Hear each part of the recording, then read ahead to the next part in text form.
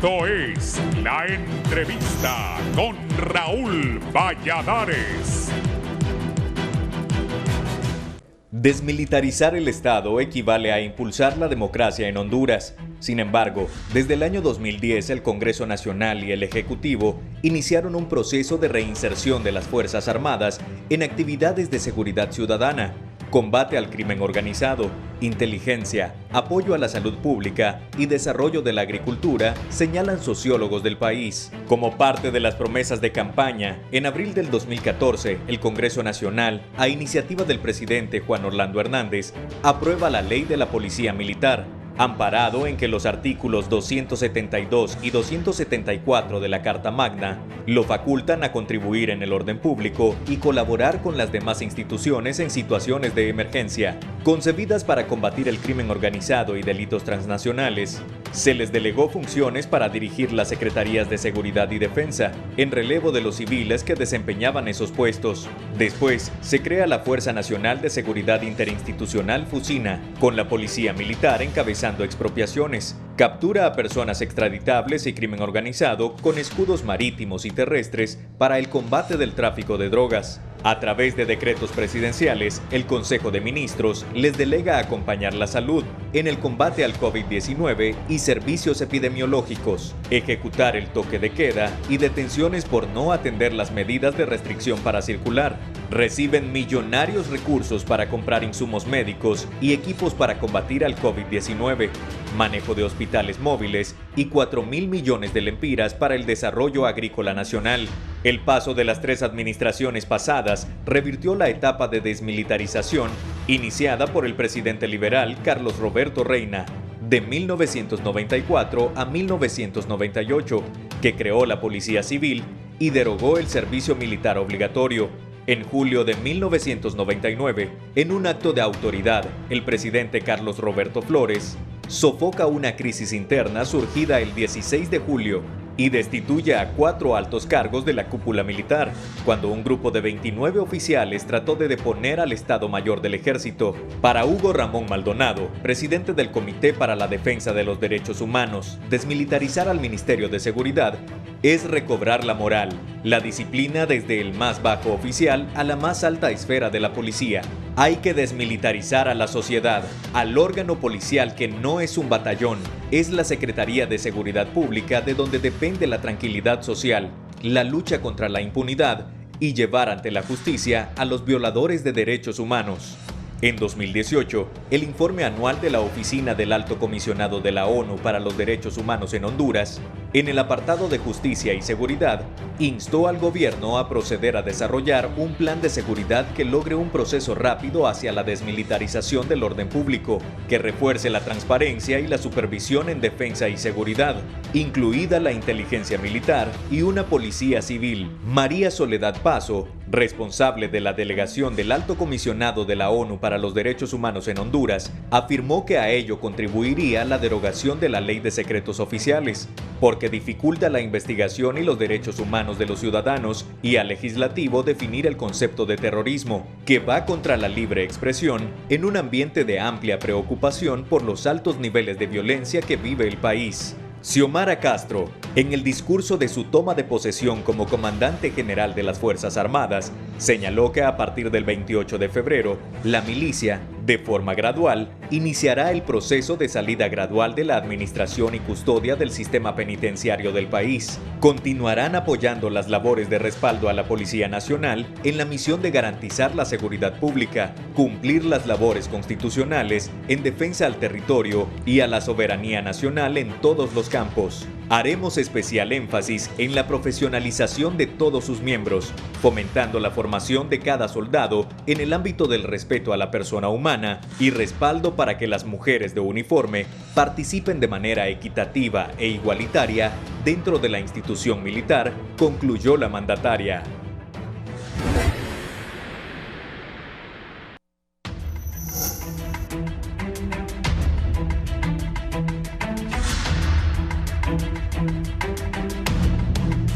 Buenos días, estamos iniciando la semana, hoy es lunes 28, se fue ya el segundo mes del año. Vamos a hablar de la desmilitarización de la sociedad El abogado y criminólogo don Gonzalo Sánchez ha tenido a bien venir desde Valle de Ángeles muy temprano hasta los estudios de Canal 11. Gracias, bienvenido. Gracias, licenciado, por invitarme a tan distinguido programa. Muchísimas gracias. El general en condición de retiro y analista nacional en temas de seguridad, Luis Maldonado Galeas. General, bienvenido.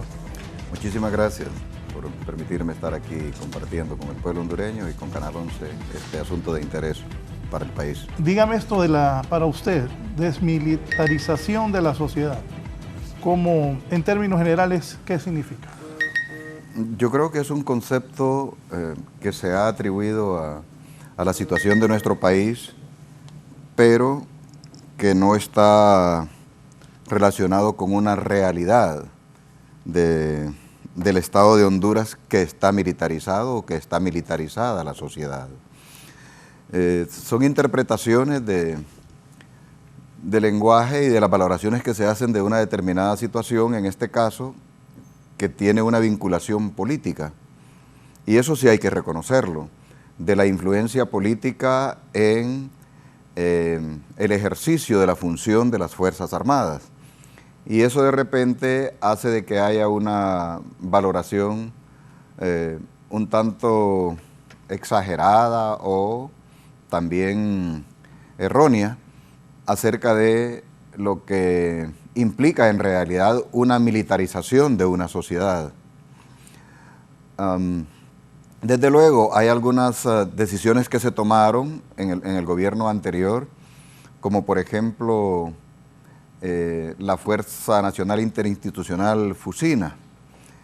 Y esto desde luego ha sido dirigida a esta organización bajo el mando de un oficial de las Fuerzas Armadas. Y la creación de la Policía Militar y su participación en apoyo a las misiones de seguridad interior con la Policía Nacional da la impresión de que hay una militarización.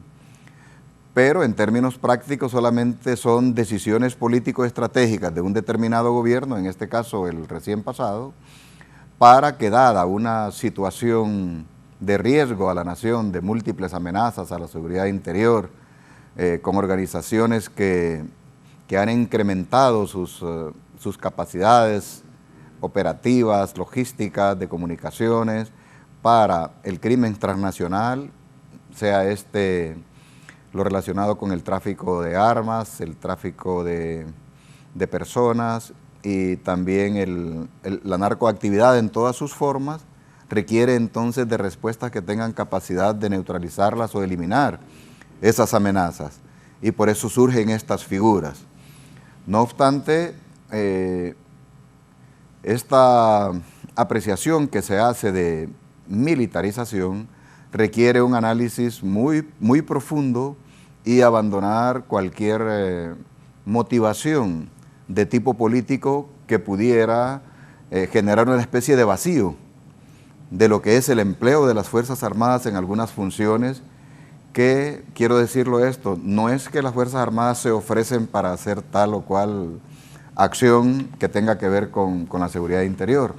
No, se trata de la adaptabilidad de las Fuerzas Armadas a una demanda de una situación y de una decisión de quien tiene la responsabilidad de decidir, el presidente de la República y el resto de los órganos del Estado o los otros poderes a través de leyes y a través de instituciones. Sí, para usted, abogado Gonzalo Sánchez. Bien, muy buenos días. Comparto en su totalidad el criterio en general, respeto muchísimo el criterio y lo comparto. Yo me voy más por lo que dicen los sociólogos, que dicen que el Estado se compara como el cuerpo humano, ¿verdad? Que tiene, dicen, miembros y órganos el Estado. Entonces por eso se compara con el ser humano, que igual tiene miembros y tiene órganos. ¿Qué pasa? Cuando el Estado ve que una de sus instituciones o uno de sus órganos está fallando, entonces inmediatamente le busca una solución. ¿Qué sucede cuando el ser humano enfermamos? Inmediatamente buscamos el médico para que nos cure o para que nos dé la medicina. En este caso, no es que está militarizado el país. El problema es que ante el crecimiento desproporcional del crimen organizado, de la delincuencia común, del tráfico de droga, el Estado, en aras de buscar una solución al problema, porque una de sus instituciones no es que está fallando, sino que no puede con el problema, la policía, por sí sola no puede. Entonces busca solucionar el problema. Para tal efecto, involucra al ejército, creando las instituciones como Fusina, Antipandilla, Policía Militar, con la idea de, o creyendo que involucrar a los militares va a haber más respeto todavía, la policía se va a sentir más fortalecida y entonces con esto pues van a contrarrestar el flagelo del crimen organizado. Pero nos hemos dado cuenta de que aún con estas agencias, aún policiales, militares, aún con el apoyo del ejército, no se han logrado los resultados que esperábamos. ¿Por qué? Porque el crimen organizado cuenta con muchos recursos. Hablo de logística, dinero, armas, miembros. Entonces es difícil, ni aún Estados Unidos ha podido con ello. Y el caso que yo siempre le pongo como ejemplo es México. México tiene un ejército poderoso, una policía bien fortalecida. Incluso México ha involucrado hasta la Marina de México para combatir el narcotráfico y no lo ha logrado. Eso le da la pauta de que no es fácil. No es fácil para la policía por sí sola. Entonces el Estado, en aras de buscar una solución al problema, crea estas agencias militares en apoyo a las operaciones policiales contra el narcotráfico, pero no es que está militarizada el país como se pretende decir. Nivel de militarización que ha alcanzado la sociedad de Honduras desde el 2009 para acá. Lo que se puede identificar en esto es que se ha recurrido a las Fuerzas Armadas para poder crear ese balance en razón de que hubo también un proceso de degradación de la Policía Nacional. Y esto comenzó antes del 2009 y luego se fue acentuando hasta que hubo la necesidad de llevar a cabo una política de depuración. El sistema político apreció eso y dijo, bueno, aquí necesitamos crear un balance entre ese proceso de degradación de la Policía Nacional y el fortalecimiento de las fuerzas de orden y seguridad. Y aquí están las Fuerzas Armadas. Entonces, las Fuerzas Armadas no crecieron en número, sino que se desplazaron a una misión particular. Y claro, ese desplazamiento da la impresión de una militarización, pero la justificación es esa degradación, el incremento de todas las formas de violencia, de todas, incluyendo también la violencia de la delincuencia a nivel del Estado. En la medida de que también fue penetrando el crimen organizado en las estructuras formales del Estado, de los tres poderes, incluyendo el sistema de justicia y el sistema del Ministerio Público. Todo eso crea una situación de alto riesgo para un Estado. Y entonces hay un proceso paulatino de toma de decisiones para las Fuerzas Armadas. Ya lo mencionamos, Fusina es un caso, pero Fusina tampoco es que es militar, sino que simplemente se le confió a veces a un general, a veces a un coronel, ser el comandante de Fusina. Pero la Fusina, creo, y lo voy a compartir aquí con mi compañero, es el modelo ideal que requieren estados como los nuestros para poder integrar todas las agencias del Estado, Ministerio Público, también la cooperación del sistema judicial, sistemas de investigación, todos en un modelo de organización que integralmente y coordinadamente puedan trabajar para combatir la criminalidad.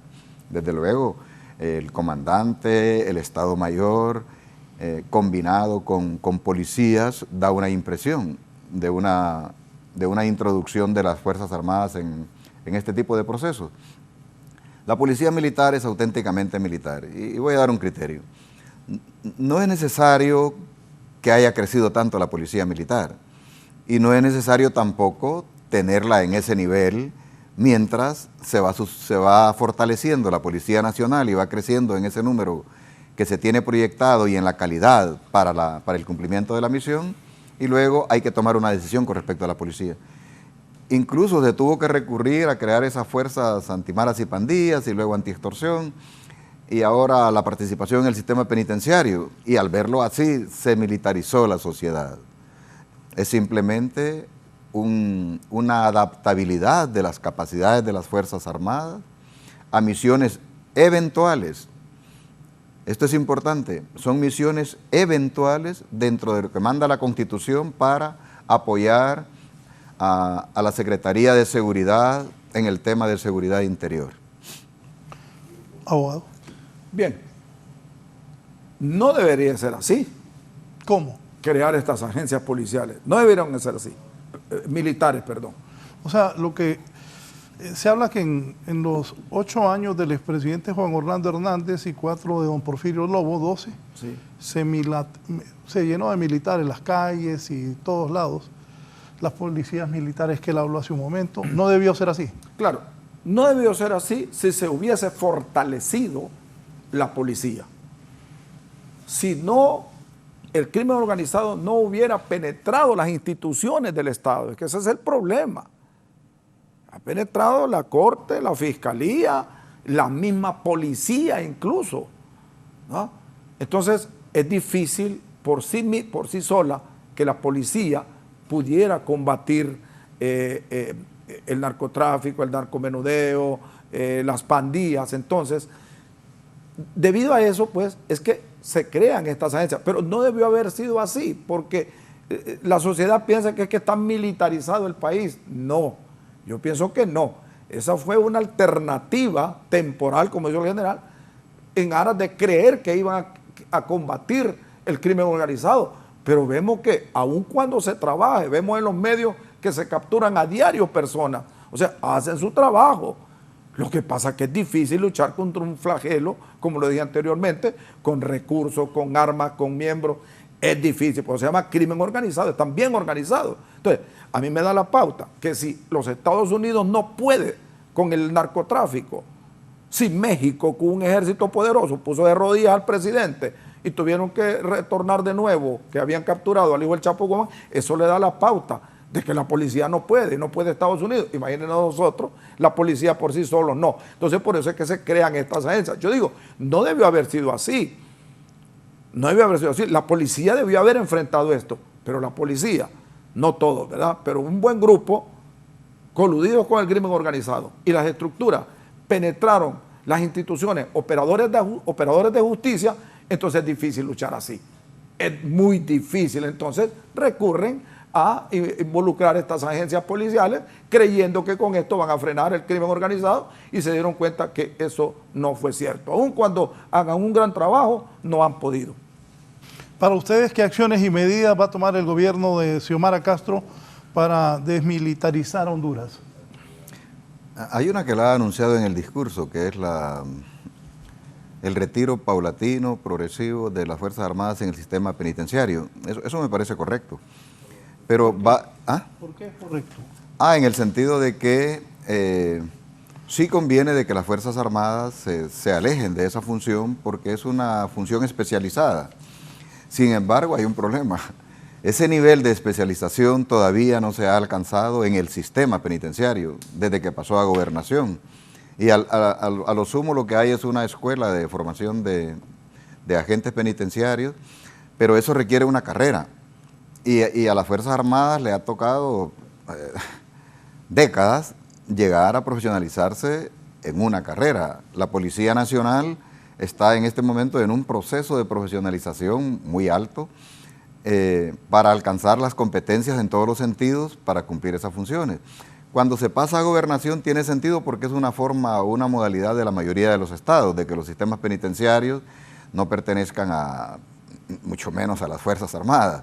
Y la Policía Nacional también desvincularse de una función que le resta capacidad para combatir las formas de delito y no distraerse o empeñarse en una función que es para la administración de los centros penitenciarios y la custodia y todo lo que implica ello. Entonces, sí tiene sentido ir retirando las funciones de los directores, porque son coroneles, son tenientes coroneles que se han puesto. Pero veamos el problema. La Policía Nacional de repente es retirada de esa función. Y cuando estuvo la Policía Nacional, también llegó a un nivel de contaminación, ya sea por los directores, subdirectores o personas que trabajan en los distintos niveles en el centro, y se dijo, no, demasiado corrupto, vamos con los militares.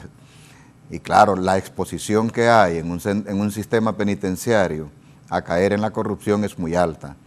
Y yo no puedo defender a los militares, o por lo menos afirmar de que no son o han sido objeto de algún tipo de oferta para caer en la corrupción. Ideal que no sea.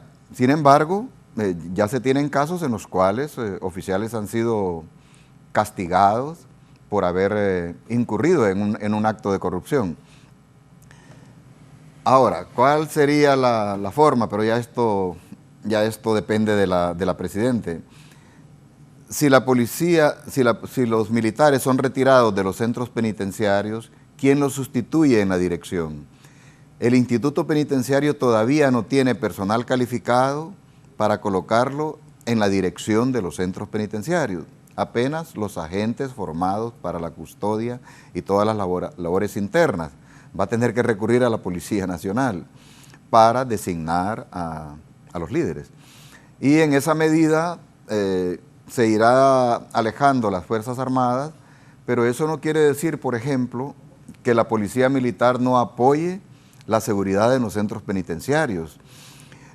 Una requisa masiva, el anillo exterior de seguridad, la capacidad de reacción y cualquier otra modalidad para poder contribuir a la seguridad de los centros penitenciarios. Pero que es acertada la decisión de la Presidenta desde el punto de vista de las conveniencias para las Fuerzas Armadas, sí lo reafirmo. Sí. Abogado Gonzalo Sánchez, antes de iniciar el programa hablábamos de que sí se contamina quien vaya a los centros penales. Sí. Mire, yo tengo información y mucha gente lo dice. Imagínese usted que por lograr pasar un celular a una estructura criminal dentro de los centros penitenciarios, 50,000 lempiras a un militar, 50,000 lempiras a un policía por pasar un celular. Y por pasar un arma de fuego, pues imagine armas de fuego dentro de una institución que son cárceles de máxima seguridad, se pregunta usted cuántos cordones, cuánto equipo tienen, y no puede pasar nada de metal. Entonces, ¿cómo es posible que puedan pasar armas? 100,000, 75,000 lempiras por pasar un arma. Un policía que gana 10,000, 12,000 lempiras, le dicen, si me logra pasar esta arma, te voy a dar 100,000, 75,000 lempiras, lo hace. Entonces, por eso es que ha caído en esa corrupción. Entonces yo digo, llegue quien llegue, siempre se va a corromper, porque el crimen organizado tiene tanto dinero para corromper no solo a policías ni a militares, sino que recuerde que también a políticos, y políticos que han dirigido este país, y usted lo sabe, que también los ha penetrado. Entonces, para mí, llegue quien llegue. Ahora, ¿pero qué se va a puede corromper? hacer? No ahora, hay... Ok, yo en lo personal no le veo salida. Me podrá decir usted que soy un hombre negativo. No, yo por eso le iba a preguntar, no hay salida. Porque con lo que para mí no hay salida. Por ejemplo, como decía el general, si sale paulatinamente, la decisión de la señora Presidenta es muy buena, pero si salen los militares, ¿quién se va a hacer cargo? La policía no crea que le gusta hacerse cargo de esas instituciones. Se lo digo porque yo estuve en la policía. Claro. No le gusta, porque el riesgo es tremendo, porque ahí o se corrompe o se corrompe. O agarra dinero o lo agarra y ya sabe las consecuencias, porque está tratando con criminalidad organizada. Entonces, ¿quién va a sustituir a los militares? Se pensó en los militares por el respeto, por la honestidad, por tantas cosas. Y de hecho hacen lo que pueden, han hecho lo que pueden. Pero ¿quién no va a sucumbir a decirme, páseme esta arma y le voy a dar 75,000 lempiras, 100,000 lempiras si me pasa este celular? ¿Quién no lo va a hacer? Además el temor también, porque estas personas pasan amenazadas, los que trabajan en estos centros penitenciarios pasan amenazados por estas organizaciones.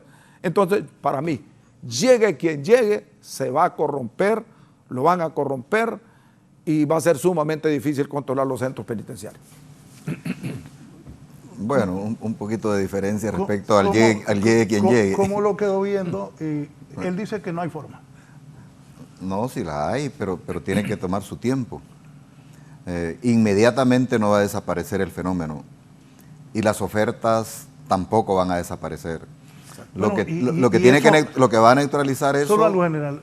Bueno, ustedes que saben de eso, y en Latinoamérica es casi en todos los países. Es lo mismo. El problema es... Sí, la intención de fuga y la oferta para poder introducir cualquier recurso de comunicación, armas, explosivos, lo que sea, eso va a estar permanentemente. Y la planificación para fugarse es cada segundo de un privado de libertad. ¿Y cómo lo hago? Y empiezan a maquinar. Y claro, el último nivel de chantaje, extorsión, como se llame, es el nivel policial, el nivel militar en este caso. Entonces, ¿es posible de que esto se mejore, se revierta? Sí, pero gradualmente y tampoco en su totalidad. Siempre va a estar el fenómeno del delito y siempre va a estar la oferta que puede doblar la moral de cualquier ciudadano. Y no lo voy a decir en términos absolutos, porque sí quiero afirmar de que en las Fuerzas Armadas hay oficiales insobornables y en la policía también los pueden haber. Y también soldados que prefieren arriesgarlo todo porque también a la oferta de dinero va acompañada la amenaza. Aquí tienes tanto, pero si no lo tomas vas a tener problemas. Sí. Entonces, es una cuestión muy delicada, pero hagamos un escenario que viabilice la decisión de la presidenta. Bueno, ¿cuántos militares hay? Tantos. ¿Ok? Entonces vienen los asesores y le dicen, vamos a retirar de 2 centros o de 3 centros, pero vamos a dejar estos. Sustituyámoslos con policías. Y en la policía se busca el perfil y ahí ya está la policía. Y siguen los militares. Luego está creciendo el sistema penitenciario. Y desde luego tienen que tomarse decisiones para mandar a especializar en administración de centros penitenciarios. Argentina lo tiene, ¿verdad? Sí. La policía penitenciaria y tiene todo un sistema. Entonces, gradualmente la decisión tomada se va mejorando hasta un nivel en el cual sea el instituto penitenciario en que asuma la responsabilidad. Esto es de mediano y largo plazo. No es así que se va a cumplir tan solo porque se dé la orden. No, se tiene que seguir un proceso bien ordenado, planificado y lograr los estándares y también la certificación en el desempeño, desde el nivel básico de un policía penitenciario hasta quienes toman las decisiones.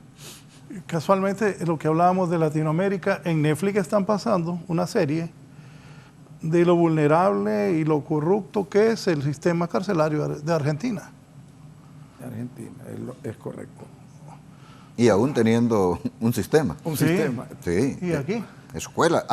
Se imagina que... Por eso es que yo, con todo respeto, yo digo, difícil, sumamente difícil, porque las tentaciones siempre van a existir. Sé que en el ejército hay oficiales incorruptibles, como dice el general, totalmente de acuerdo. Y en la policía hay hombres honestos, honorables, que prefieren ofrendar su vida y no se corrompen. Pero de repente el jefe allá arriba es un hombre honesto, el mando superior, pero de repente, y el policía que está abajo y el militar que está abajo, que le ofrecen ciertas cantidades de dinero, es una gran tentación. Entonces sumamente difícil, un director no va a poder controlar todo, no lo va a poder controlar. Entonces, bueno, tal vez me retracto un poquito a decir que es imposible, como dice el general, tal vez gradualmente, pero yo creo que ahí hay que colocar las personas que tienen el perfil, hombres honestos, honrados, incorruptibles, pero como le digo, las ofertas y esas grandes ofertas siempre van a estar presentes ahí con la amenaza. Estaba viendo ahorita yo que un directivo del transporte están parados, creo, en San Pedro Sula, por la extorsión. Mientras ahorita, que no me cabe la menor duda, mi general Ramón Savillón está trabajando ahorita en una estrategia para enfrentar la criminalidad, el crimen organizado. Yo sé que está rodeado de buenos hombres ahorita. Mataron a un muchacho de 18 años que de esas mototaxis. Sí, hace poquito. Está trabajando en una estrategia ahorita. Pero miren, mientras se está trabajando en esta estrategia, se ha disparado ahorita los niveles de criminalidad y se ha disparado la extorsión mientras se está trabajando en esa estrategia. Entonces, yo pienso que esto de apartar a Fusina, Matipandillas, es más, él dijo, no se puede, dijo, ponerle punto final, dijo el transportista, a maras y pandillas, son los únicos que están atacando frontalmente a las pandillas.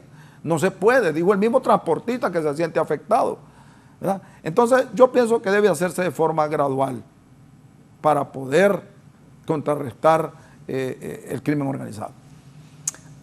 Y en esto del transporte y esto de la fuerza antiextorsión, más bien de la sociedad hay una especie de gratitud. Y de repente son militares, casi todos. Principalmente en la antimaras y pandillas, que también cumple la función de antiextorsión, y también la Fuerza Especial para la Seguridad del Transporte. No creo que haya de la sociedad un rechazo o una evaluación de militarización, sino que simplemente se ve como un recurso necesario para esa situación. En un principio, yo me dije, ¿cómo es posible que tengamos que crear una fuerza para un determinado delito que no tiene nada que ver con lo usual del crimen organizado? En un espacio como el transporte, ahí debe de haber una conducta empresarial, inversiones, organización, y todo mundo, una sociedad, digamos, sirviéndose de lo que ofrece, ¿no? Y de repente encontramos nosotros como un espacio de delito y de criminalidad, y hay que crear una fuerza especial. Y desafortunadamente, bueno, no desafortunadamente, sino que obligadamente cae en las Fuerzas Armadas. Se ordena a nivel del Gabinete de Seguridad Interior, o sea, de Seguridad Pública, pero el presidente decide, o quien corresponda, de que sean las fuerzas militares las que se comprometan en esto. Y en vez de estar censurando el acto de que se militarizó, yo creo que lo que debe de haber es un gesto agradecido de ciudadanos que, prestando el servicio militar, se involucran en una tarea, esta de maras y pandillas y todo lo demás, donde diario están en riesgo y tienen que mimetizarse, que ocultar su rostro y tantas cosas en el marco de una sociedad altamente degradada e involucrada en distintas formas de delito, en la cual hay que recurrir al elemento militar para que contribuya con la Policía Nacional. Y esto fue estrictamente militar. Me dice una televidente, algunos militares han trabajado con honestidad, otros no. Así como se pide ayuda a otros países en otras cosas, ¿por qué no se ponen militares extranjeros o gringos en la vigilancia de presos? Será difícil que los corrompan, pienso. En el transporte deben andar los militares para dar seguridad. Bueno, traigan de donde traigan, no lo van a poder controlar. Y no, yo creo que no hay necesidad de traer militares o policías de otro país, no, definitivamente no. Hay que buscar políticas tendientes a poner, a colocar en esos cargos a las personas idóneas, yo siempre digo, honrados, honestos, y buscar la forma, los mecanismos de que estas personas no caigan en la corrupción, que no sucumban ante los ofrecimientos que se van a hacer, que siempre van a existir. Entonces, en el caso, por ejemplo, de maras y pandillas, está haciendo un excelente trabajo, Antes las personas tenían temor ir a denunciar a la policía. Tenían temor, porque decían, no, en vez de ahí mismo están los delincuentes. Y es cierto, tenían temor. Ahora con maras y pandillas, ahí creo que se encuentra un fiscal, ahí está un fiscal con ellos trabajando, o sea que no están solos, están bien asesorados. Y la información allí en maras y pandillas, esa información no sale de ahí, no sale, eso sí se lo puedo garantizar. Entonces están trabajando bien, a tal grado como le dije, que el presidente del transporte dijo, no, ellos están haciendo un excelente trabajo. La misma sociedad pues les está dando el mérito. Entonces yo creo que eso de apartarlo, yo creo que debe ser objeto de mucho análisis. Por ejemplo, digo yo, habría que preguntarle a los fiscales, ¿por qué no se entrevistan a los fiscales del Ministerio Público? ¿Cuál ha sido la labor que han desempeñado estas instituciones?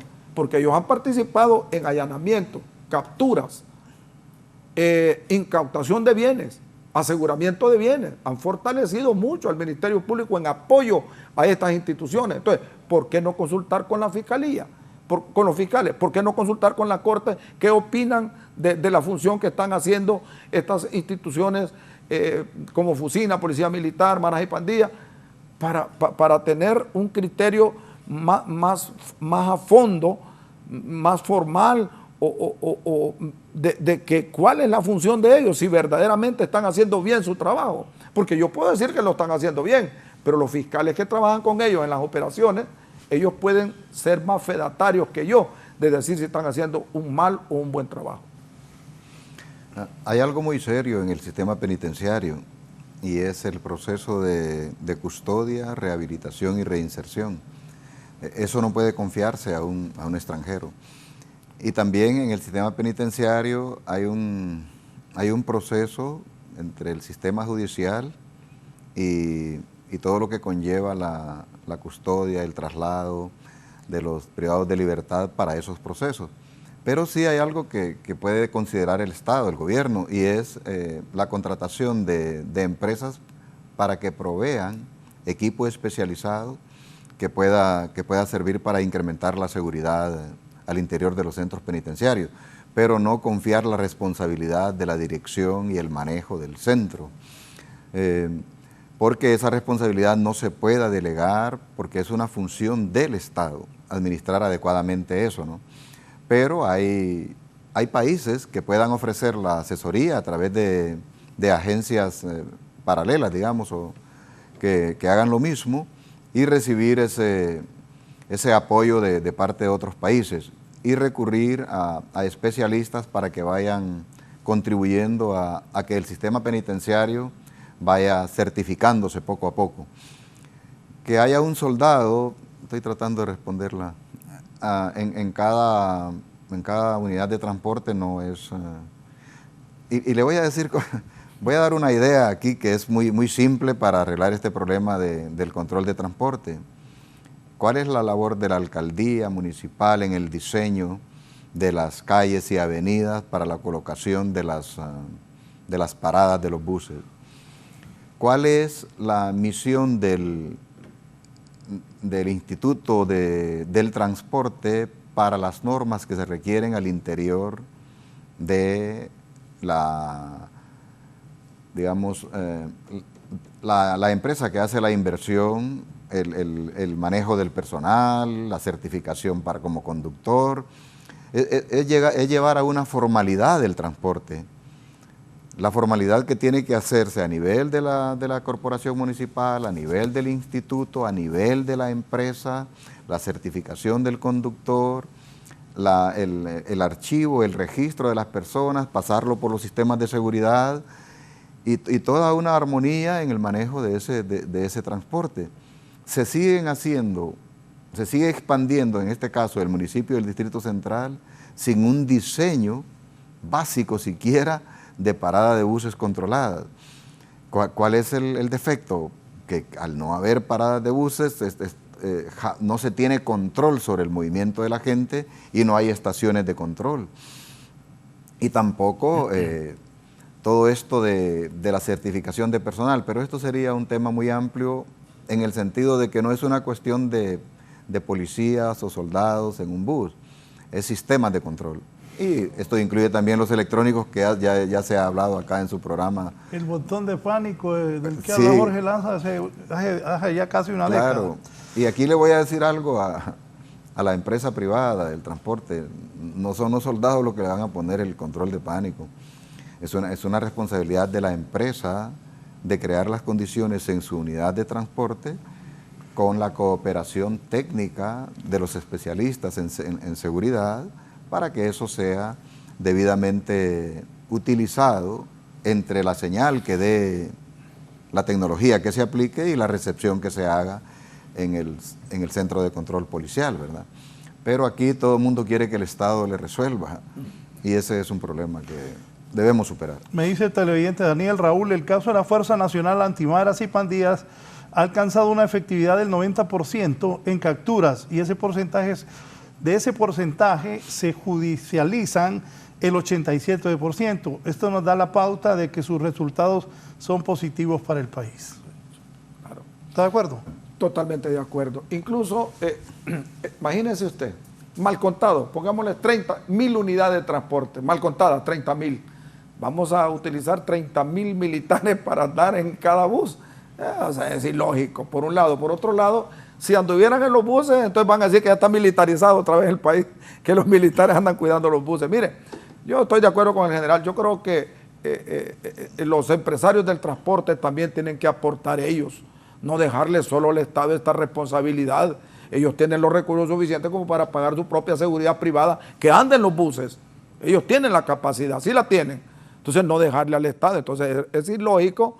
Y hemos pensado que sí, que un militar en un bus, pero mal contado, pongámosle 30.000 buses, 30.000 militares en los buses. Ay, ¿cómo va a quedar entonces las unidades militares, la seguridad nacional del Estado, y involucrar a los militares en ese tipo de actividad? No, es difícil. Yo pienso que ahí también los transportistas deben de poner un granito de arena también ellos. Sí, voy a una pausa. Quien me escribió fue el abogado Germán Licona. Voy a una pausa. 30.000 soldados del estadio lleno. Sí. Para formarnos una idea. Una idea. Entonces, mal contadas las unidades de 30.000 y un soldado en cada bus. No, o sea, es ridículo. El Papa Francisco pidió este domingo que las armas callen en Ucrania, llamando también a la apertura urgente de corredores humanitarios para los refugiados que huyen ante la invasión rusa. Que las armas callen, instó el pontífice al término de su tradicional oración en público del Ángelus en la Plaza de San Pedro. Dios está con los que buscan la paz, no con los que recurren a la violencia. El pontífice argentino, que saludó a los fieles ucranianos presentes con sus banderas nacionales en la multitud de peregrinos, diciéndoles en su lengua, alabado sea Jesucristo, afirmó tener el corazón herido por lo que sucede en Ucrania. Pienso en los ancianos, en todos los que en este momento buscan refugio, en las madres que huyen con sus hijos, son hermanos y hermanas, para lo que es urgente abrir pasillos humanitarios y que hay que acoger, declaró el Papa al final de su tradicional oración en la Plaza de San Pedro. Este ha sido un informe para 11 Noticias.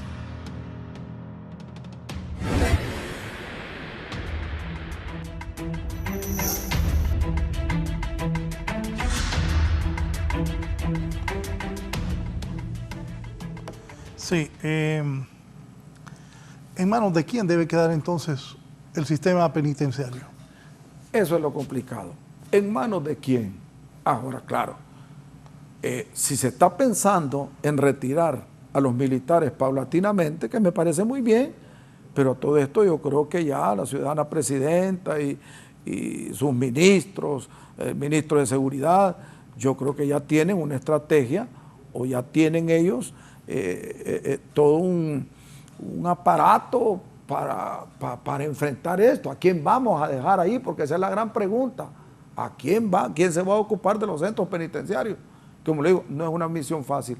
Usted ve que hay masacres en países sudamericanos, en los centros penitenciarios. O sea, es una misión bien difícil. No crea que... Yo solo digo porque estuve en la policía. Los policías, cuando a los oficiales los mandaban del director del centro penitenciario, algunos preferían pedir la baja mejor. No les gusta. Y no digamos a los militares, tampoco les gusta eso. Ellos lo hicieron porque se les pidió que hicieran eso.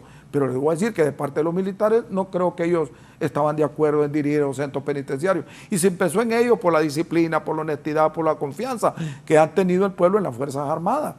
por eso. Pero usted ve pues que tampoco funciona. ¿Por qué? Porque el crimen organizado es poderoso, todos los recursos, corrompe instituciones, entonces es sumamente difícil. Ahora habría que pensar a quién van a dejar, a quién va a sustituir a los militares de los centros penitenciarios. En un momento va a participar el abogado y criminólogo Carlos Padilla. ¿En manos de quién debe quedar los centros penales? Yo creo que debe de asumir la responsabilidad con mayor seriedad la Secretaría de Gobernación. Y fíjese que por esto de esa apreciación que se hace de la militarización y lo que estamos tratando ahora como tema, el ausente de las soluciones ha sido la Secretaría de Gobernación. No hemos visto de que se haya diseñado una política o una estrategia que surja desde la Secretaría de Gobernación para atender este problema.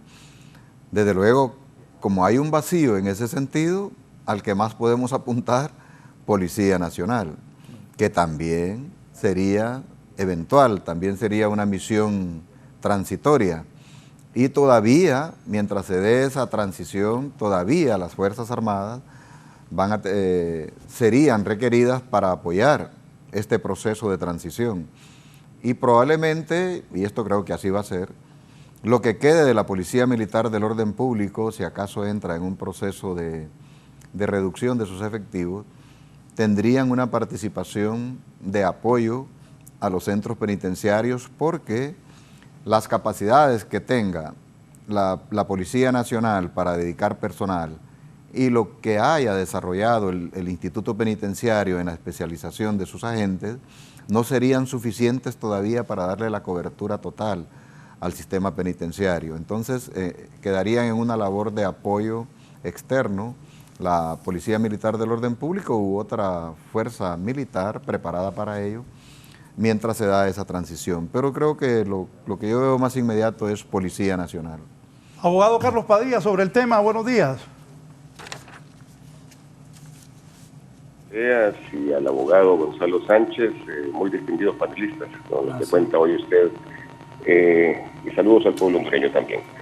El problema con el tema que están tratando en este momento es que aquí, a mi juicio, habría que aplicar lo que Schumpeter alguna vez acuñó como destrucción creativa, porque definitivamente todo lo que hemos tenido se ha probado de manera suficiente que no ha funcionado, sea en comisiones interventoras, sea Policía Nacional, sea Policía Penitenciaria, sea Policía Militar, etcétera. El problema ha sido el mismo recurrentemente. Por tanto, tenemos que comenzar a pensar en realmente aplicar políticas públicas eficientes, que es lo que nunca hemos tenido, porque o hay políticas deficientes o simple y sencillamente hay una ausencia total de aplicación de políticas públicas y simplemente recurrimos permanentemente a la improvisación. Y este es un tema muy delicado, porque recordemos que el Estado es el garante de la integridad personal y de la vida de todos los privados de libertad. Milagrosamente hasta ahora el Estado de Honduras se ha salvado de no haber sido condenado en alguna acción internacional de derechos humanos por tantas muertes e inseguridad que tenemos al interno de los centros penitenciarios. Y algo que es importante acotar y que no me van a dejar caer en error sus panelistas es el hecho de que todo elemento ilícito que ingresa en los centros penales de Honduras, llámese drogas, armas, etcétera, esto pasa por la aduana de los custodios y muchas veces con el conocimiento de los directores de los centros penales. O sea, no es que aparecen por milagro o que llega un superhéroe que se los tira que vuela y se los tira en el patio del penal. No, esto pasa por la aduana definitivamente. Y cosa increíble es que en el centro de detención supuestamente de alta seguridad, donde se cuentan con escáneres y todo lo demás que usted quiera para poder ingresar, aparecen elementos de este tipo dentro de estos penales. Entonces definitivamente tenemos que pensar en que existe colusión y ha existido, sea cual sea el elemento, sea civil o militar o policial que haya manejado los centros penales en algún momento. Entonces por esa razón yo le apostaría a un tema que se ha discutido someramente aquí en Honduras, pero que en otros países se ha probado que ha dado resultado, y es la tercerización de los servicios penitenciarios en manos de contratistas privados de seguridad. Es decir, el Estado firma un convenio con un contratista privado de seguridad que ya se haya probado su experiencia en este tipo de manejo, y simple y sencillamente el ente como el INP en este caso sirve como un ente contralor y veedor de que las condiciones del contrato se cumplan bajo supervisión permanente. El contratista en este caso lo que establece es cuál es la capacidad de determinado centro penitenciario, y ellos fijan un porcentaje máximo de ocupación para evitar el hacinamiento, para evitar condiciones de insalubridad, etcétera. Fijan sus condiciones también de el entorno que se va a manejar en determinado centro penal, y en base a esto pues ellos tienen ya un canon base que le cobran al Estado en base al contrato, y luego pues una cuantía determinada mensual en base a la cantidad de reos o por cada reo que puedan tener, en base a los costos de alimentación, de permanencia, de seguridad, etcétera, porque de esta manera, Raúl, se evita el asunto que hemos tenido permanentemente en nuestro sistema penitenciario, que es la intimidación muchas veces a los agentes que se encargan de la seguridad de los centros, porque recordemos que nosotros tenemos un problema endémico gravísimo del crimen organizado y de las maras y pandillas en los centros penales, y por tanto ellos tienen gente, tanto adentro como afuera, que se dedican a hacer inteligencia de los familiares de estas personas, y luego comienza la parte de la intimidación a ellos, diciéndoles, bueno, yo sé de dónde vive tu familia, de quién sos vos, esto y esto, y entonces si no accedes a lo que nosotros queremos, entonces afuera le vamos a mandar a hacer daño a tu familia. Cosa que no sucede con estos contratistas privados, porque ellos lo que mantienen es una rotación permanente en su personal cada 90, cada 120 días, y no son personas hondureñas las que trabajan con ellos, entonces no están sujetos a este tipo de problemas que hemos tenido permanentemente en nuestro sistema penitenciario. Gracias, el abogado Carlos Padilla. Comentarios. Posiblemente sea una alternativa, pero mire usted, primero los centros penitenciarios estuvieron en poder de la policía, fracaso. De ahí se pensó en privatizar. Hubo un momento en que se pensó que se iba a privatizar los centros penitenciarios. Posteriormente se crea el instituto penitenciario y se lleva a los militares por el respeto, por la honestidad, por todo lo que usted quiera. También fracaso. ¿Por qué? Porque como lo acaba de decir el abogado Carlos Padilla, el problema es que allí las tentaciones son grandes, pero además de eso, no solo las tentaciones, las amenazas que recibe esta gente. Entonces a veces sucumben por temor y por dinero, por las dos cosas. O sea, agarro dinero y también no le pasa nada a mi familia. Entonces por eso le digo yo que es sumamente difícil, no imposible, claro. En esta vida no hay nada imposible, pero sí sumamente difícil controlar estos centros penitenciarios. La tercería como soporte logístico, tecnológico, incluso de auditoría para evaluar el funcionamiento del centro. Pero si ya se creó la institucionalidad, ya se creó la ley y estamos en un asunto de seguridad que corresponde al Estado de Honduras, mi criterio es que la responsabilidad no se puede delegar a una tercería privada, la responsabilidad de la administración y de la gestión de los centros penitenciarios.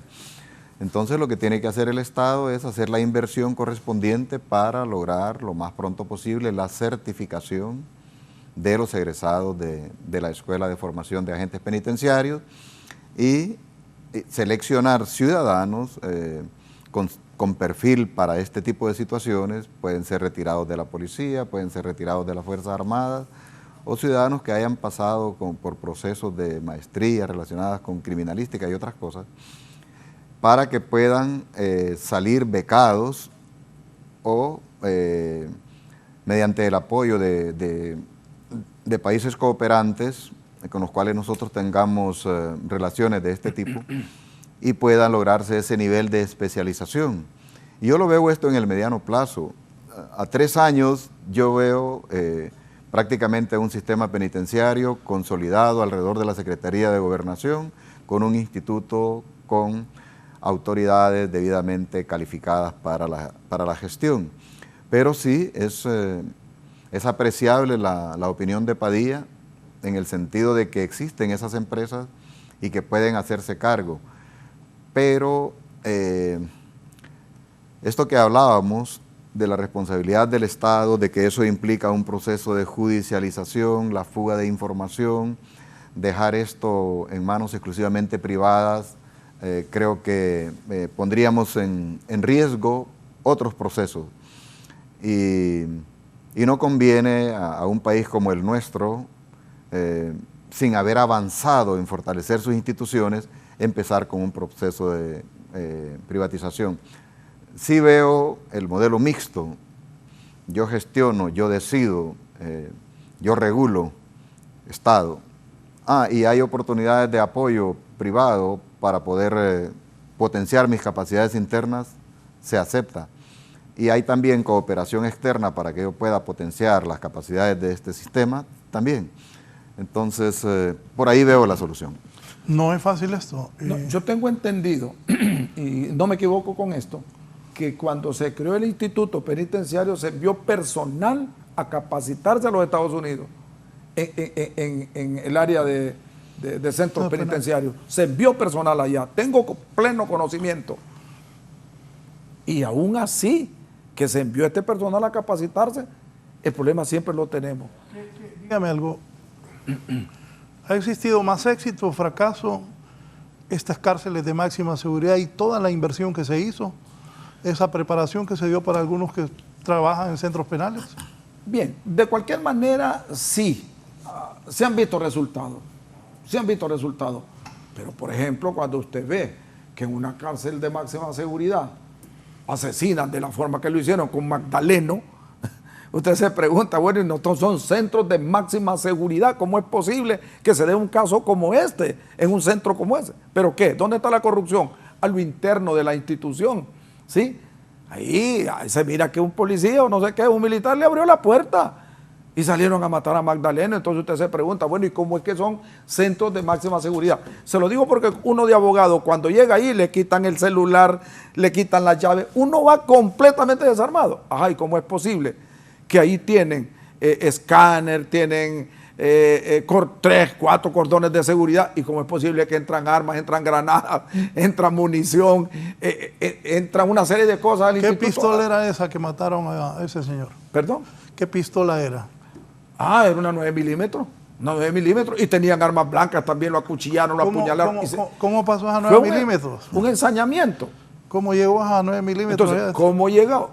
Las armas blancas, ¿cómo llegaron allí? ¿Cómo llegó a esas 9 milímetros? Esa es la pregunta. Pero la pregunta que yo me hago, aparte de eso, ¿quién ordenó que abrieran la puerta?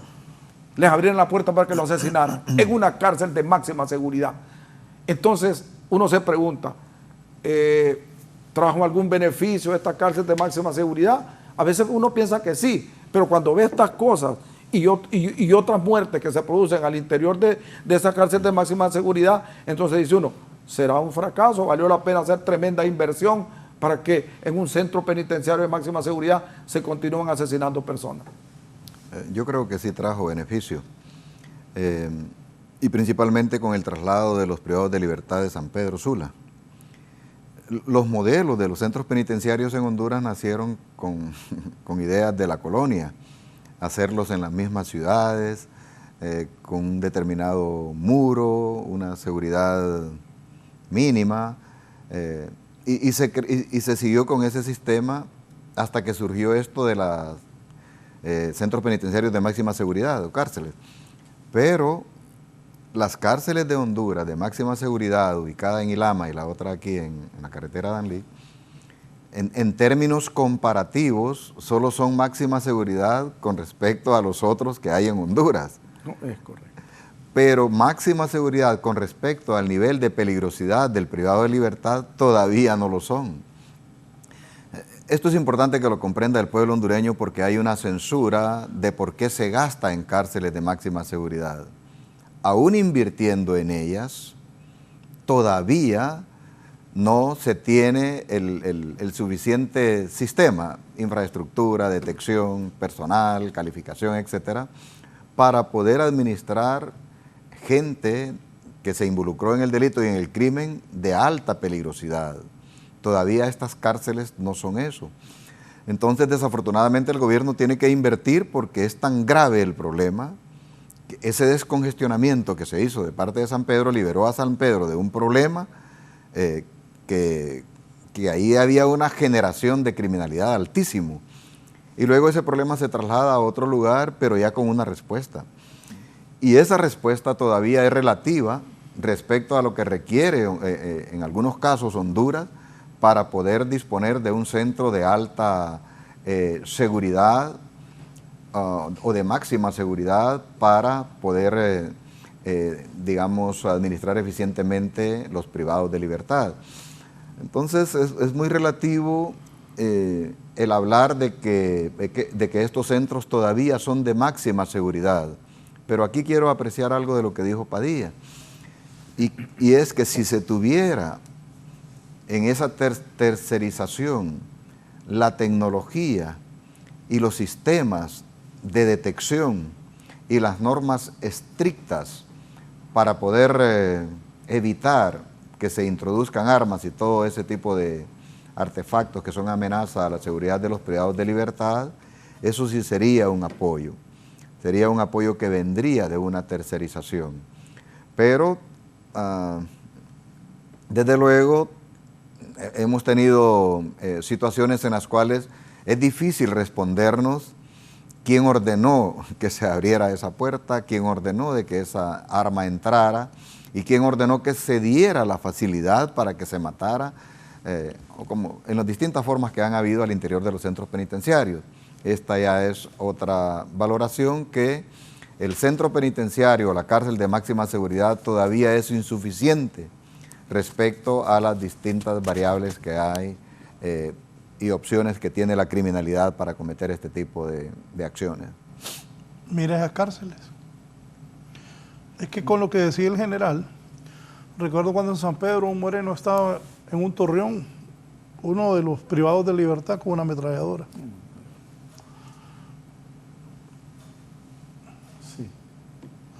Y hace poco, hace unos meses, hubo un enfrentamiento al interior entre grupos contrarios, ¿verdad? Y con armas uno y otro. Armas uno y otro, sí. Sí. Dentro del centro. El mayor problema de los centros de máxima seguridad no estriba en cuestiones estructurales, sino en la ausencia de aplicación de protocolos eficientes e internacionalmente certificados, dice el abogado Padilla. Sí, sí. Es una condición, eso de los protocolos y también hay esos protocolos internacionalmente. Y los países se adaptan, los asumen y los aplican. Eso está muy bien. Y se requiere también, pienso yo, ponerle mucha atención al interior de los centros penitenciarios, pero también en los alrededores. San Pedro Sula se libró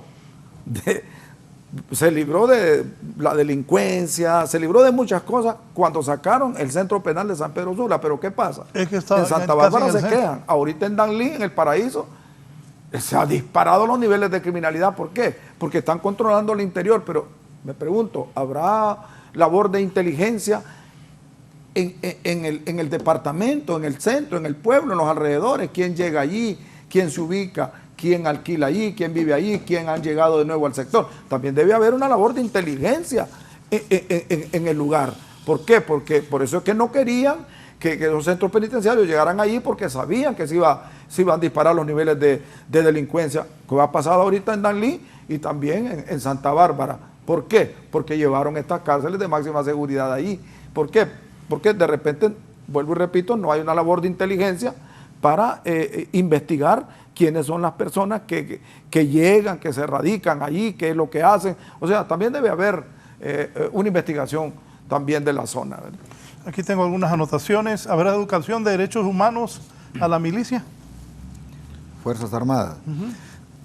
En las Fuerzas Armadas hay dos programas relacionados con los derechos. Uno es el derecho internacional humanitario, que tiene que ver con el derecho de la guerra, y lo otro es, hay una dirección de derechos humanos en el Estado Mayor Conjunto. Y hay cultura, hay formación y capacitación de derechos humanos en todos los centros educativos. La Policía Militar del Orden Público tiene un programa especial solamente vinculado con derechos humanos. O sea, hay una estructura educativa y también organizacional al interior de las Fuerzas Armadas que le dan fortaleza a esto.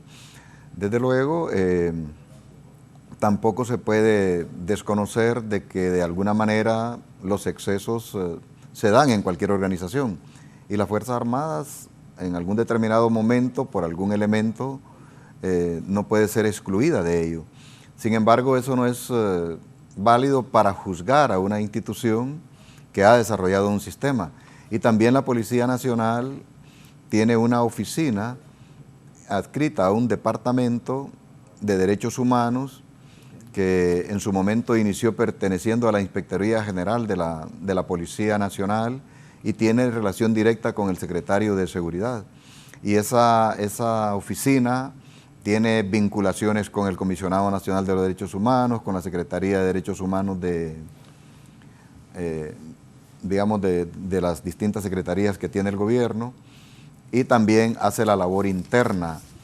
Y desde luego la Policía Nacional también está adoptando esta cultura al interior de todos los centros educativos y de las organizaciones de la Policía Nacional para que los miembros puedan educarse y evitar caer en un exceso de violación a los derechos humanos. Me dicen aquí, vuélvanle a preguntar, ¿qué pasará con la Policía Militar del Orden Público? ¿Qué debe pasar? Bueno, como lo decía el general, totalmente de acuerdo, debe haber un proceso paulatino de retirarlo. Sin embargo, no del todo. Ellos siempre deben estar apoyando en aquellas operaciones de gran envergadura que pueda tener el Ministerio Público y la Policía Nacional. Yo pienso que esto debe de darle pensamiento. Esto debe de ser objeto de un análisis profundo y como dije anteriormente, yo creo que aquí los entes como el Ministerio Público y la Corte Suprema son los que podían pronunciarse mejor en cuanto a si estas agencias militares han contribuido o han apoyado grandemente en las operaciones. Y es que, por ejemplo, volviendo al tema de derechos humanos, los policías reciben constantemente, igual que los militares, reciben cursos constantemente, retroalimentaciones acerca de derechos, del respeto a los derechos humanos. El problema es que aquí en el país se ha confundido lo que es la tortura con la oposición al arresto. Aquí no es lo mismo que me vengan a capturar a mí y me digan, mire, venimos a capturarlo. Y yo pongo mi mano y me esposan. Aquí un tipo le salga con un arma, con un machete, con una pistola, con un fusil, lo que sea, ¿no? Entonces el policía tiene que, o el militar tiene que usar la fuerza proporcional. Entonces ya eso le llaman tortura. Entonces confunden lo que es tortura con la oposición al arresto. El que se opone al arresto sabe que puede salir lastimado. Yo incluso estuve en la policía con Estados Unidos, anduve patrullando incluso allá. Y ahí sale advierte. Y dice, mire, coloque la mano en el tablero y no las vaya a mover bajo ninguna circunstancia porque puede salir lastimado. Yo vi videos que me sorprendió allá en la ATF, en Atlanta. Miré videos de que el policía le dijo que colocara las manos sobre el tablero y que no las moviera bajo ninguna circunstancia hasta que él se acercara. Y nos pasaron los videos. Cuando el policía se acercó, la persona quiso sacar de la guantera los documentos del carro y bum, bum, bum, bum, le disparó. Y no solo un video, miré varios. Y acá, por ejemplo, cuando el policía emplea la fuerza racional para someter a una persona, ya es tortura. Entonces también nos enfrentamos con ese tipo de problemas también. Me dice el abogado Nerio Ordóñez, que también estuvo en la policía. Buenos días, Raúl. Recuerde que cuando generamos una escasez artificial, en este caso el manejo del ejercicio de los centros penales, surge una economía subterránea que controla el acceso a las cosas que quieren los privados y que nos agradan. Todo esto es controlado por el más fuerte y denegado al más débil. Todo esto es un asunto de negocio y control, de negociación y control. Si yo como individuo no soy suficientemente fuerte, entonces me uno con otros para lograr lo que quiero de los prisioneros más débiles. Si eso no es posible, entonces me armo con lo que sea para protegerme. Para el prisionero común, el encierro es una experiencia aterradora. Cuando vas a las cárceles, los quieres por encima de todo, es sentirse seguro. Por eso los presos consiguen armas, por eso se unen a las pandillas. Hubo un decomiso de droga este fin de semana en Colón. Es impresionante cómo están. Ahí está. ¿Quién está ahí de los compañeros? Gisela, detalles. Está llegando esta droga a Tegucigalpa que viene desde el departamento de Colón. Gisela, adelante. 0.4 toneladas.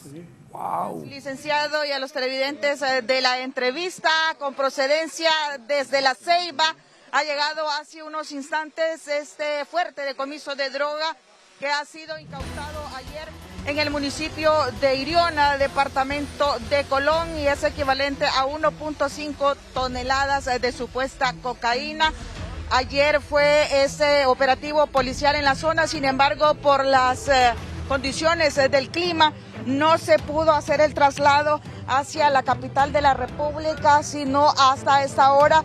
Y aquí están también ya todas las altas autoridades de la Policía Nacional, quienes van a brindar amplios detalles acerca de estas operaciones policiales realizadas en ese departamento. Cabe destacar que este es el 7º decomiso fuerte que se da en esa zona por parte de las autoridades de la Policía Nacional, y hace unos instantes vía aérea fue trasladada hasta aquí a la capital de la República. En unos breves minutos estarán brindando declaraciones el ministro, el director de la Policía Nacional, también otros autoridades que le acompañan en este decomiso que se ha realizado ayer en el municipio de Iriona, Colón, por parte de las autoridades de la Dirección Policial Antidrogas. Vamos a procurar darles más detalles acerca de esta información con el comisionado Miguel Martínez Madrid, quien es el portavoz de la policía, a quien nos vamos a aproximar de inmediato para que nos amplíe esta información. Comisionado, buenos días, estamos en vivo para Canal 11. ¿La contabilización de la droga? Sí, estamos pendientes de que la DNPA pues tenga la confirmación de la Fiscalía del Ministerio Público para que atestiguen y se siga todo el protocolo en base a la ley para dar apertura a todos estos fardos de posible cocaína. Vamos a hacer la contabilidad. DNPA hizo un aproximado de 1.4 toneladas. Este es el cargamento más fuerte que se ha decomisado por parte de la Policía Nacional y las autoridades hondureñas en lo que va del 2022. Creemos que la institución policial, a través de sus unidades especiales, que son la unidad de DNPA, antidrogas, policía fronteriza, también los efectivos de fuerzas especiales en este momento, el COE, Comando de Operaciones Especiales, han realizado un buen trabajo. Hay que reconocérselo porque es bien difícil. Esta operación duró casi 4 semanas, estuvieron enmontañados, estuvieron durmiendo en la montaña, estuvieron bajo el agua, en muchas ocasiones no pudieron acceder al alimento, pero nuestro personal está entrenado para estas operaciones. Es por eso que son los mejores, es por eso es que son la élite de Honduras en este tipo de operaciones. ¿En cuánto está valorado aproximadamente este cargamento? Por el momento sería irresponsable de parte de su servidor dar un aproximado del valor en dólares. Lo que sí le puedo decir es que cada vez que cruza una frontera, este alucinógeno va duplicando el precio. Una vez que llega este mismo cargamento o esta cantidad llegase hasta los Estados Unidos, creemos que podría hasta triplicar el precio en dólares de lo que está valorado aquí en Honduras. Y por supuesto, lo que está valorado aquí en Honduras es 3 veces más de lo que estaría valorado en Sudamérica. Es por lo tanto que creemos que esto fue un gran golpe. Droga que no va a permanecer en Honduras, que la sacamos de las calles de este territorio.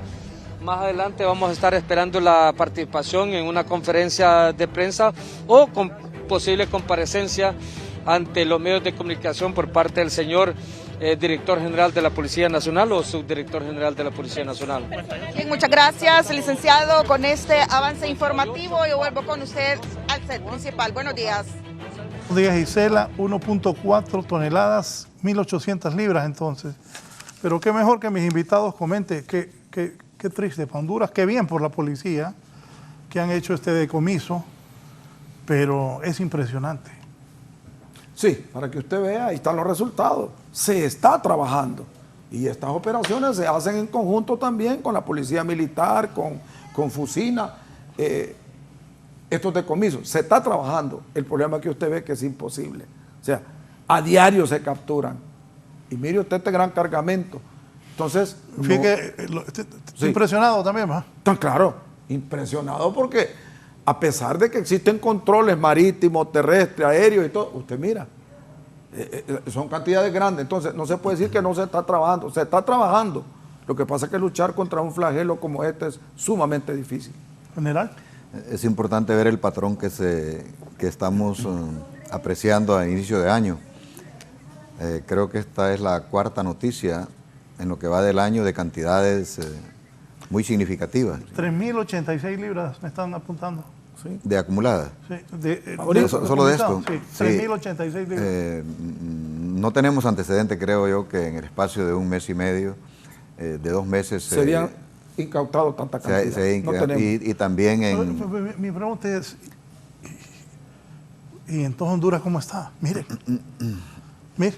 Sí. Fíjense que en Honduras está pasando algo... ¿Y lo que pasó? Está pasando algo que hay que ponerle atención y es el consumo. El consumo se está incrementando, entonces hay droga que ya viene destinada para acá. Eso no sucedía hace algunas décadas. He escuchado que dicen que ahora pagan con droga y no con dinero. Sí, es parte de la transacción por la necesidad del consumo. Y al haber una expansión del consumo, entonces hay más razones para que quienes se disputan los espacios donde se vende haya criminalidad. Entonces es un mal signo respecto a que Honduras está, aparte del tráfico normal, también estamos en esa situación, pero también es un buen signo desde el punto de vista de que las instituciones que se encargan de la seguridad interior del Estado integralmente están logrando estos resultados y eso hay que valorarlo como debe de ser. Impresionante. Sí.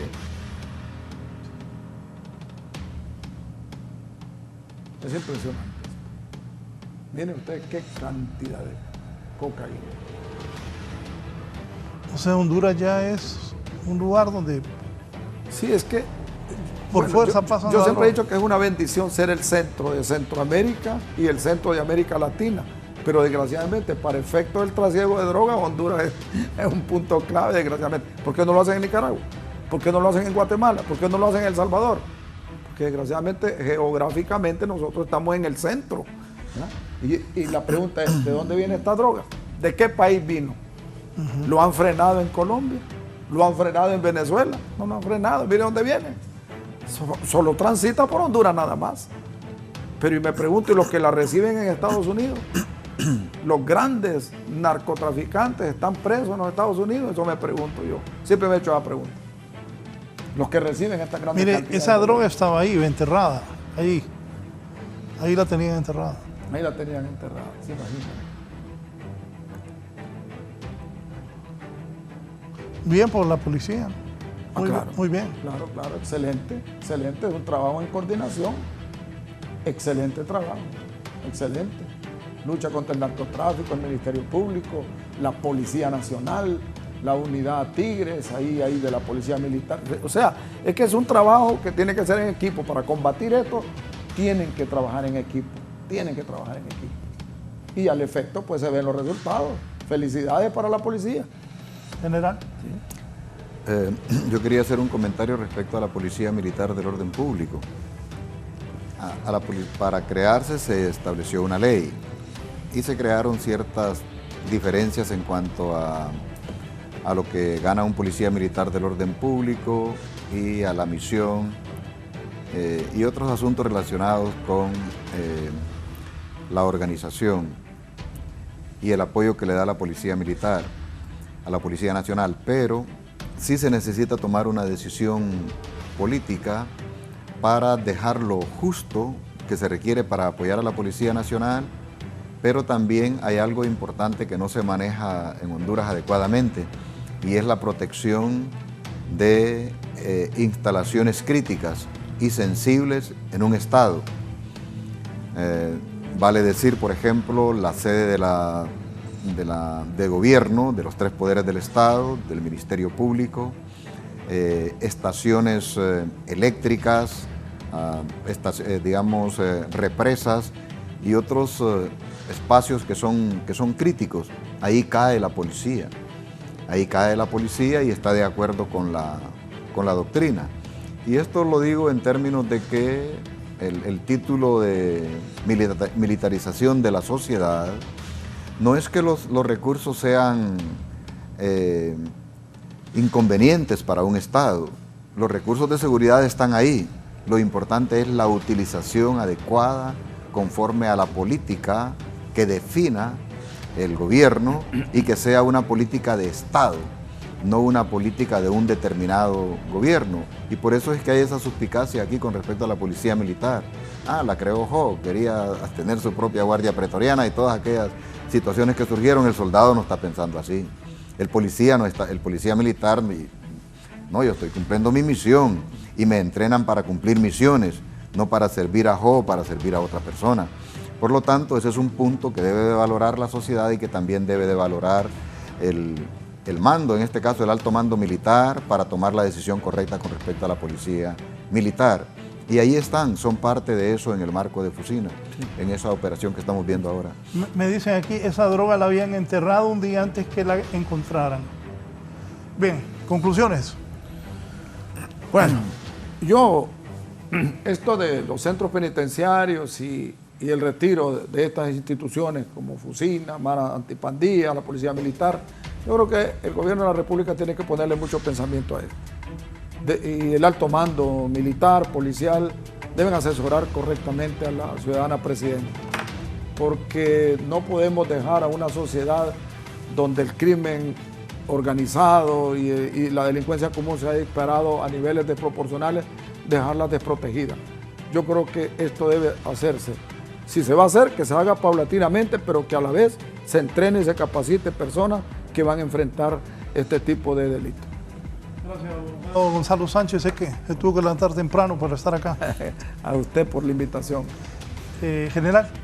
Sí, reafirmo en mi posición de que no hay una militarización de la sociedad, que hay una apreciación, digamos, errónea respecto a esta situación, de que el recurso humano debe de aprovecharse en lo mejor que sea posible para crear ese balance positivo respecto al empleo de las fuerzas de orden y seguridad, incluyendo a las Fuerzas Armadas, en esta gran tarea que se tiene con respecto a la seguridad interior del Estado.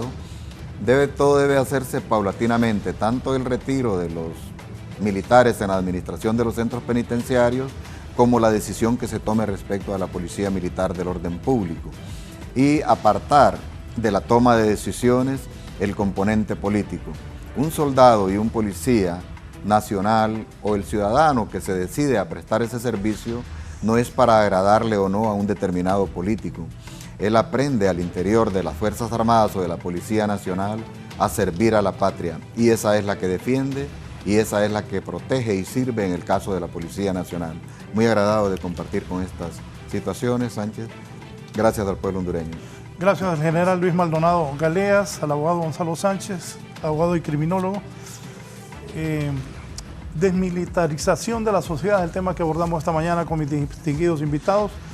Otra toma ahí de la droga, impresionante lo de esta decomiso de 1.4 kilos de toneladas, perdón, de droga en Honduras. Gracias a ambos. A ustedes sigan con Canal 11 y que tengan una muy buena semana.